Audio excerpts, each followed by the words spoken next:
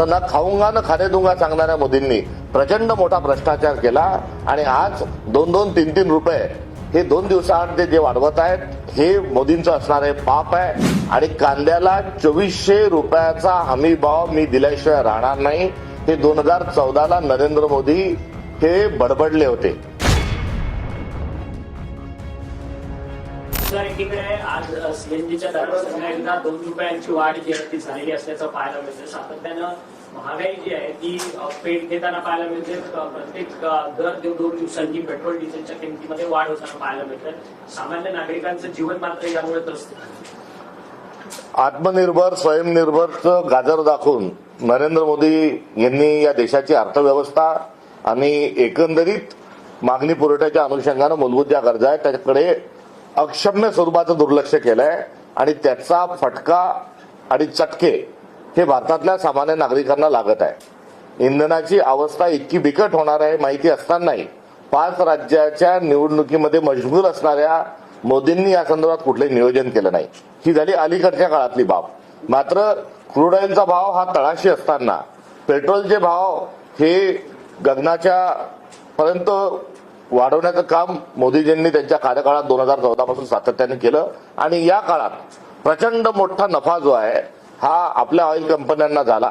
आणि त्यांच्या ज्या 2 मित्रांच्या ज्या कंपन्या आहेत नायरा अजून रिलायन्सच्या जे पेट्रोल पंपची ज्यांची जे लिंक आहे त्यांच्या ज्या रिफायनरी आहेत त्यांना तर कमालीचा फायदा हा मोदींनी करून दिला।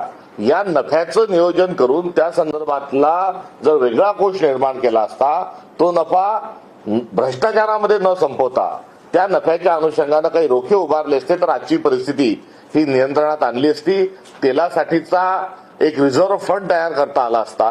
मात्र त्या रिझर्व्ह फंडच्या अनुषंगानं कुठेतरी डॉलरमध्ये आपला जो पैसा साठवता आला असता। मात्र हे काही केलं नाही आणि या नफ्यातून काय केलं तर ना खाऊंगा ना खाणे दूंगा सांगणाऱ्या मोदींनी प्रचंड मोठा भ्रष्टाचार केला आणि आज 2-2, 3-3 रुपये हे 2 दिवसाआड ते जे वाढवत आहेत हे मोदींचं असणारे पाप आहे। हे पुन्हा एकदा या निमित्तानं कुठेतरी सिद्ध झालं।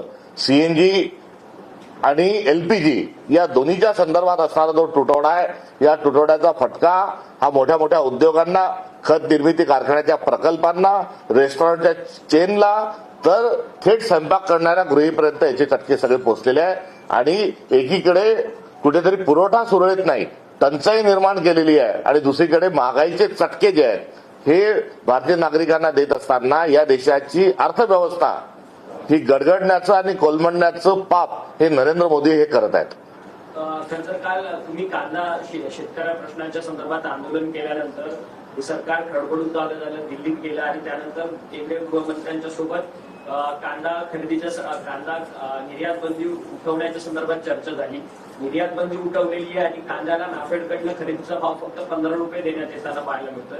कशा पद्धतीने बघत आहे स्वतः नरेंद्र मोदी हे पंतप्रधान होण्याच्या पूर्वी नाशिक जिल्ह्यात आले आणि नाशिक जिल्ह्यात येऊन त्यांनी 2014ला सांगितलं की मी नाशिकचा कांदा खाल्लेला आहे आणि मी खाल्लेल्या कांद्याशी बैमान होणार नाही, इमान राखेल आणि कांद्याला 2400 रुपयाचा हमी भाव मी दिल्याशिवाय राहणार नाही हे 2014ला नरेंद्र मोदी हे बडबडले होते।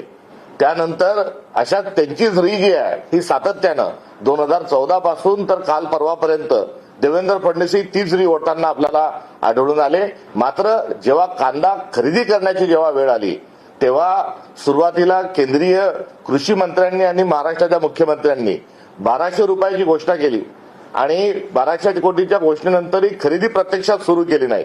आणि या पार्श्वभूमीवर आम्ही जो विरोधकांनी महाविकास आघाडीने जो मोर्चा काढला होता त्यामुळे सरकारचे धाबे दणाणले आणि अर्ध मंत्रिमंडळ दिल्लीला पळालं आणि त्या ठिकाणून त्यांनी काय आणलं तर त्या ठिकाणाहून 12.5 रुपयाचे 15 रुपये करून आणले आणि 15 रुपयामध्ये खरेदी किती करणार आहे?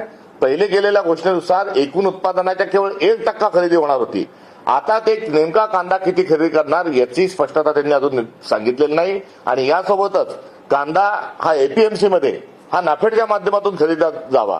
नाफेड या विभागालाही अर्धांग वायू जो आहे हा भारतीय जनता पक्षाच्या धोरणामुळे आलेला आहे आणि नाफेडला अर्धांग वायू आणत असतानाच खाजगी गुत्तेदारांना आणि खाजगी बगल बच्च्यांना त्यांचे संघ आणि त्यांच्या काहीतरी सोसायट्या निर्माण करून व्यापाऱ्यांचा कांदा हा खरेदी करण्याची व्यवस्था आहे भारतीय जनता पक्षाने केली आहे. त्यामुळे 2 रुपये 3 रुपये 5 रुपयांनी कांदा हा शेतकऱ्याचा खरेदी करायचा आणि थेट 10 रुपये नफा कमवत असताना 15 रुपयात सरकारला विकायचा, असं एकंदरीत असणार हे कारस्थान आहे.